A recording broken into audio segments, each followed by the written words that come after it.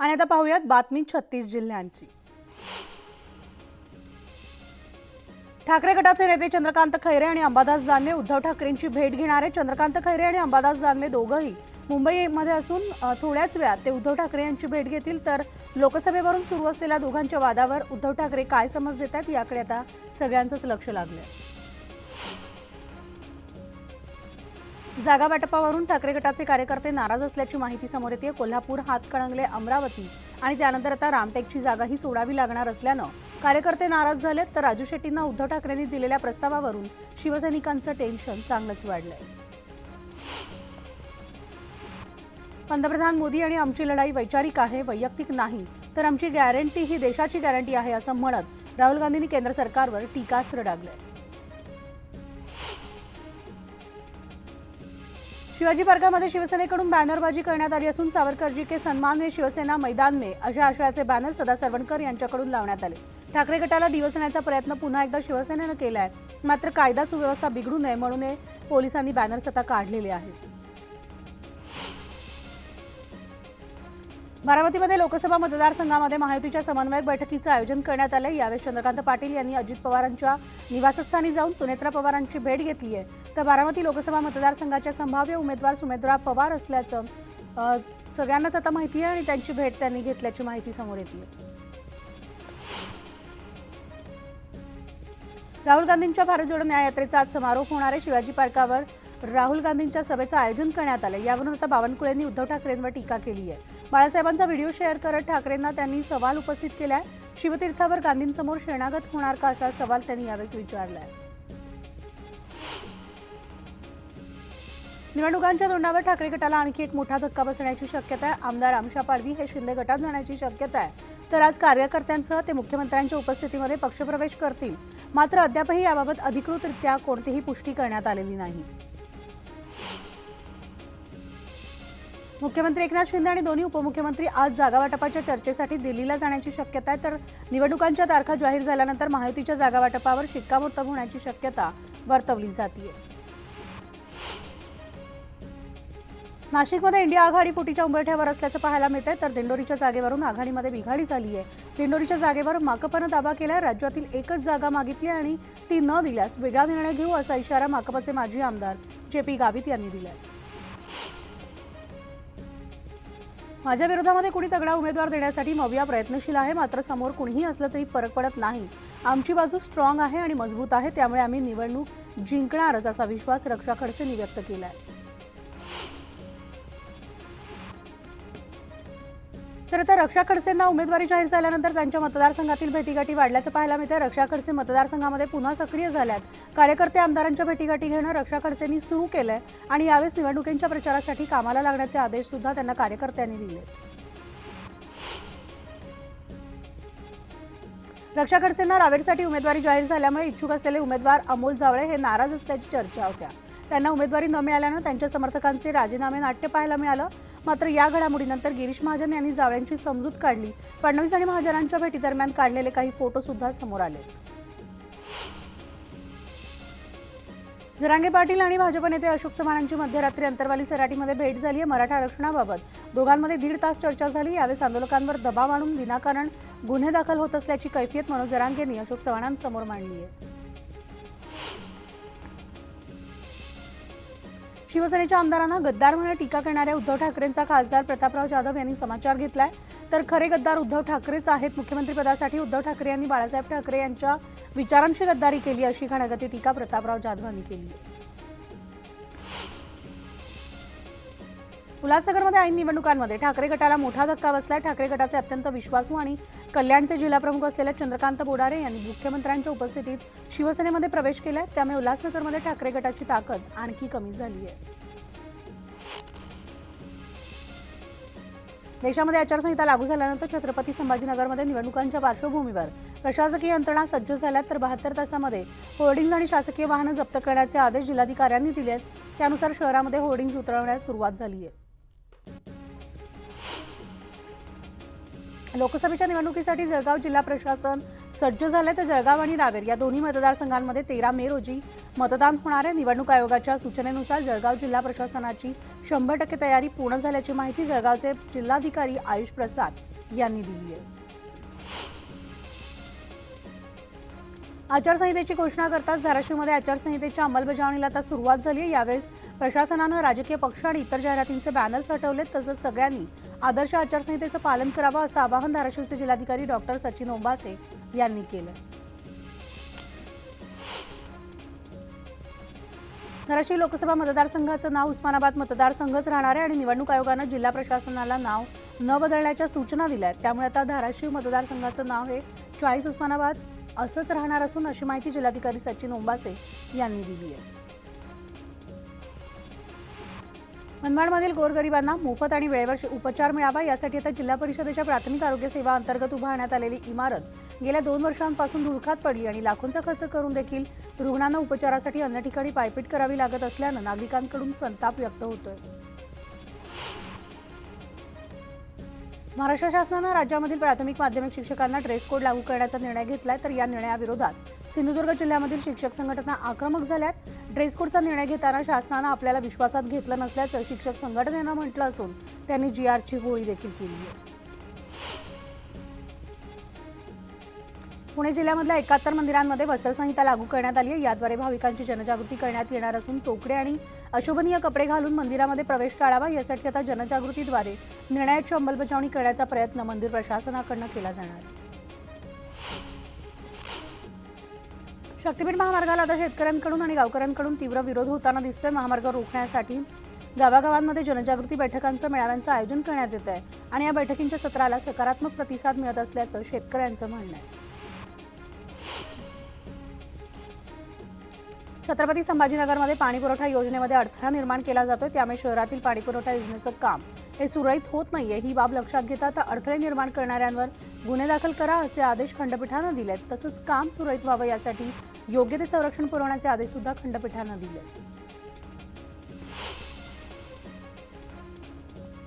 मागील अनेक वर्षांपासून बंद पडलेली नांदेडची विमानसेवा पुन्हा सुरू होण्याची शक्यता आहे, तर येत्या 31 मार्चपासून विमानसेवा सुरू होणार आहे आणि त्यानुसार विमानसेवेचं वेळापत्रक जाहीर करण्यात आलंय, तर नांदेड ते पुणेसाठी विमानसेवा सुरू होणार आहे।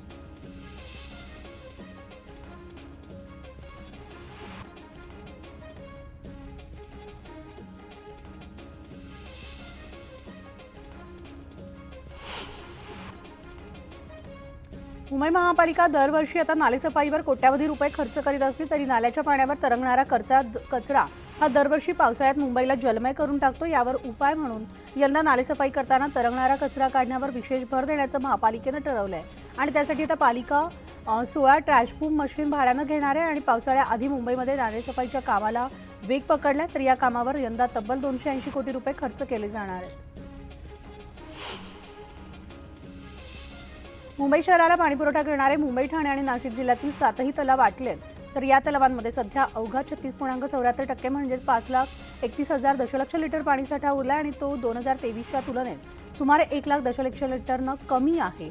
मैदवतरणा तलावामधील पाणीसाठा अवघा 10%वर आलाय। मागील 2 वर्षांच्या तुलनेत यंदा 7 ते 10% पाणीसाठा कमी आहे।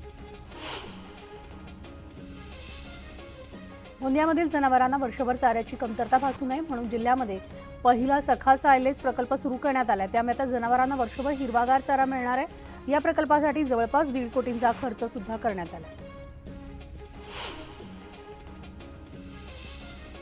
संभाजीनगरच्या नव्या विकास प्रारूप आराखड्यामध्ये मोठ्या प्रमाणात चुका झाल्यामुळे अगदी 3 महिन्यातच आराखड्याचं काम उरकण्यात आल्यानं हजारो गरिबांच्या घरांवर रस्त्याचं आरक्षण पडलं होतं। त्यामुळे आता पुढील 30 दिवसांमध्ये आराखड्यातील त्रुटी शोधून त्यावर अहवाल देणं बंधनकारक असल्याच्या सूचना देण्यात आल्या। कल्याण डोंबिवली महापालिकेच्या ई-बस सेवांमध्ये आता ज्येष्ठांना मोफत प्रवास करता येणार आहे, तर महिलांना तिकिटामध्ये 50% सवलत मिळणार आहे। या निर्णयाचं नागरिकांनी स्वागत केले। पालिका आयुक्तांसोबत झालेल्या बैठकीमध्ये हा निर्णय घेण्यात आला। धाराशिव तुळजापूर सोलापूर रेल्वेच्या भूसंपादनासाठी घेतलेल्या जमिनीचा ताबा न देण्याचा शेतकऱ्यांनी निर्णय घेतलाय। या संदर्भामध्ये शेतकऱ्यांनी बैठक घेत निर्णय घेतला असून 50 लाख रुपयाची जमीन 5 लाख रुपयाला चुकीच्या पद्धतीने घेत असल्याचा आरोप शेतकऱ्यांनी केलाय। शेतीमालाला योग्य हमीभाव मिळावा या मागणीसाठी शेतकरी आक्रमक झाले तर संतप्त शेतकऱ्यांनी आंदोलन केलं। यावेळेस त्यांच्या आंदोलनाला वंचित बहुजन आघाडीनं पाठिंबा दिलाय। तहसीलमध्ये निवेदन देखील करण्यात आलेलं आहे। निवडणुकांच्या तोंडावर आता भंडारा जिल्ह्यामध्ये अंमली पदार्थांची वाहतूक मोठ्या प्रमाणात केली जाते। याच पार्श्वभूमीवर पोलिसांनी धाड टाकत मोहाडी पोलीस स्टेशनच्या हद्दीमध्ये 12 किलो गांजा जप्त केलाय। तर पोलिसांना पाहताच आरोपीनं तिथून पळही काढला असून पोलिसांकडून आरोपीचा शोध सुरू आहे। आचारसंहिता लागताच कारवाईला वेग आला। निवडणुकादरम्यान महागड्या मद्याचा वापर केला जातो आणि याच पार्श्वभूमीवर राज्य उत्पादन शुल्क विभागानं मोठी कारवाई केली। तर मीरा रोडमध्ये बनावटरित्या बनवणाऱ्या कारखाना उद्ध्वस्त करण्यात आला। यामध्ये 4 आरोपींना उत्पादन शुल्क विभागानं अटक केली आहे। आयसिस मॉडेल प्रकरणामध्ये एनआयएनं मोठी कारवाई केली। आरोपींची लाखोंची प्रॉपर्टी जप्त करण्यात आली असून कोंढवा परिसरामधील मालमत्ता एनआयएकडून जप्त करण्यात आली आहे।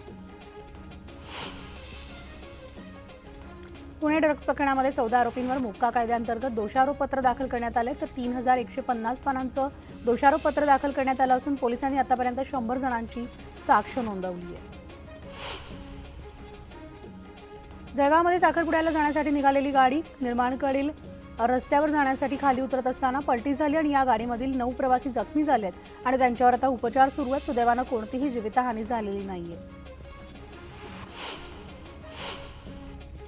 नंदुरबारमधील चौफुली भागामध्ये एका शाळकरी मुलीला डंपरनं धडक दिली। या डंपरनं तिला जोरदार धडक दिल्यामुळे ती सायकलवरून खाली कोसळली आणि याच अवस्थेमध्ये त्या डंपर मालकानं तिला फरफटत नेल्याचा धक्कादायक प्रकार समोर आलाय। तर यात ती गंभीर जखमी झाली असून तिच्यावर उपचार सुरू आहेत। मात्र आता पुन्हा या भागात गौण खनिज वाहतुकीचा प्रश्न ऐरणीवर आलाय। जळगावच्या पिंपरुड येथील शेतामध्ये भीषण आग लागली। या आगीमध्ये शेतातील संपूर्ण गव्हाचं पीक आगीत जळून खाक झालंय। त्यामुळे आता शेतकऱ्यांचं लाखोंचं नुकसान झालंय। शॉर्ट सर्किटमुळे ही आग लागल्याची माहिती समोर येते। भारत सरकारच्या नागरी उड्डाण मंत्रालयाच्या मान्यतेनुसार उड्डाण 5.0 योजनेअंतर्गत फ्लाय 91 विमान कंपनीला जळगाव विमानतळावरून उड्डाण परवाना देण्यात आला। तर 8 एप्रिलपासून गोवा हैदराबादला तर 1 मे पासून पुण्यासाठी विमानसेवा सुरू होणार आहे। वाढतं प्रदूषण थांबवण्यासाठी आणि निरोगी राहण्यासाठी पुण्यामध्ये आपलं पुणे सायक्लोथॉनचं आयोजन करण्यात आलंय। यामध्ये शेकडो पुणेकरांनी सहभाग घेतलाय। तर 100 किलोमीटर 50 किलोमीटर 25 किलोमीटर सायकलिंगचं आयोजन या ठिकाणी करण्यात आलं होतं।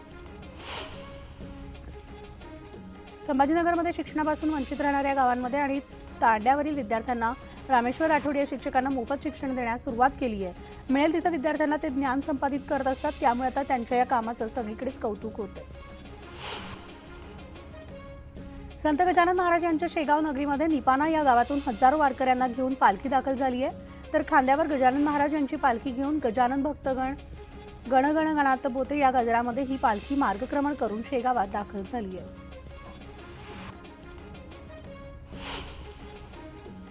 कोकणामध्ये 2 दिवसांपूर्वी शिमगोत्सवाला सुरुवात झाली असून शिमग्याची धूम सर्वत्र पाहायला मिळते। याच शिमगोत्सवामध्ये गोमुनाचाचा खेळ हा महोत्सवाचा भाग असून ही पारंपरिक लोककला आजही जपण्याचा प्रयत्न होताना दिसतोय।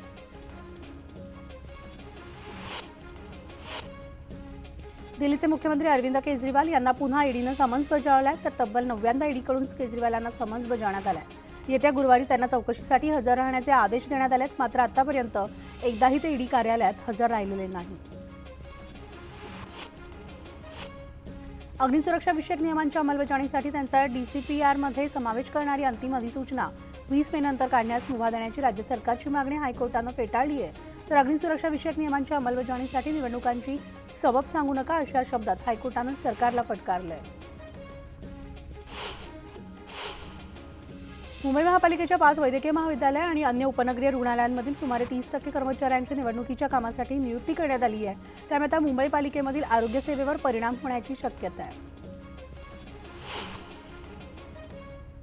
तर मुंबईमधील रस्ते कामांसाठी पालिका प्रशासनानं 3ऱ्यांदा निविदा मागवल्यात। निविदा प्रक्रिया राबवून प्रत्यक्षात कामं सुरू होण्यास वेळ लागणार आहे। त्यामुळे रस्त्यांची दुरुस्ती आता पावसाळ्यानंतरच होण्याची शक्यता आहे। ठाणे महापालिकेनं उष्णतेसंदर्भात नियंत्रण कृती आराखडा तयार केला आणि या आराखड्यानुसार वाघ एस्टेट भागामध्ये उष्णतेचा प्रभाव सर्वाधिक जाणवण्याची शक्यता आहे। त्यामुळे आता उष्णतेच्या धोक्याबाबत नागरिकांसाठी उपाययोजना करण्यात येणार आहे। ज्येष्ठ नागरिकांसाठी मध्य पश्चिम रेल्वेवरील लोकलच्या मालडब्यांपैकी एका मालडब्यामध्ये बदल करून ज्येष्ठांसाठी राखीव ठेवण्यात येणार आहे। तर या प्रस्तावाला रेल्वे मंडळानं मंजुरी दिल्यामुळे ज्येष्ठांचा रेल्वे प्रवास सुखकर होणार आहे। मुंबई पूर्व उपनगर आणि पूर्व द्रुतगती मार्गावरील उड्डाणपुलांची दुरुस्ती करून त्यांच्या मजबूतीकरणाचा निर्णय मुंबई महापालिकेने घेतला आहे। यामध्ये 12 उड्डाणपुलांसह भुयारी मार्गांचा सुद्धा समावेश आहे। तर कामासाठी मुंबई महापालिकेने निविदा काढली आणि 23 कोटी 68 लाख रुपये खर्च अपेक्षित आहे।